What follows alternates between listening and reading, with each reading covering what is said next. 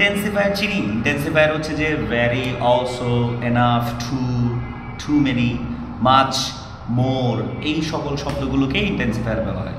কিন্তু আমরা যে ভ্যারি ইউজ করি এখানে কিন্তু পার্থক্য আছে। ভ্যারি কিন্তু সবসময় একটা নির্দিষ্ট মাত্রা প্রকাশ করে, ঠিক আছে? যেমন আমরা বললাম the tea is very hot, এখানে কতটুকু হট সেটা বোঝানো যাচ্ছে না, ঠিক আছে?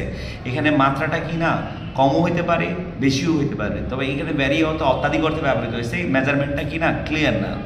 কিন্তু যদি আমি বলি the tea is too hot, তার মানে কিন্তু আমি বলতে পারতেছি যে টি যেটা চা এটা মোটামুটি অত্যাধিক হট এরকম বোঝানো হয়েছে, অনেক বেশি গরম এরকম অর্থে বোঝানো হয়েছে। হ্যাঁ, সো আমরা যদি মেজারমেন্টটাকে আরেকটু ক্লিয়ার করে বলি, যেমন the tea is not enough hot, তার মানে কিন্তু এখানে আমরা কি বলতে পারি যে এটা ততটা বেশি গরম নয় অর্থে ব্যবহৃত যদি নট ইউজ করি।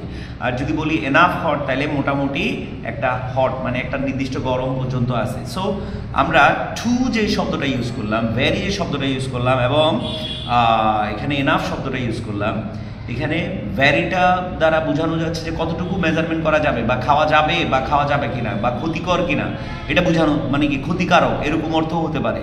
কিন্তু যদি আমি টু ইউজ করি, the tea is too hot, এটা দ্বারা কিন্তু একটা নেতিবাচক বোঝায় যে তেমন বেশি কিনা গরম নয় যেটা খাওয়া যাবে, ঠিক আছে? সো ভ্যারি এবং টু এর মধ্যে জেনারেল একটা ছোট্ট পার্থক্য থাকে, এটা হচ্ছে এই পার্থক্য।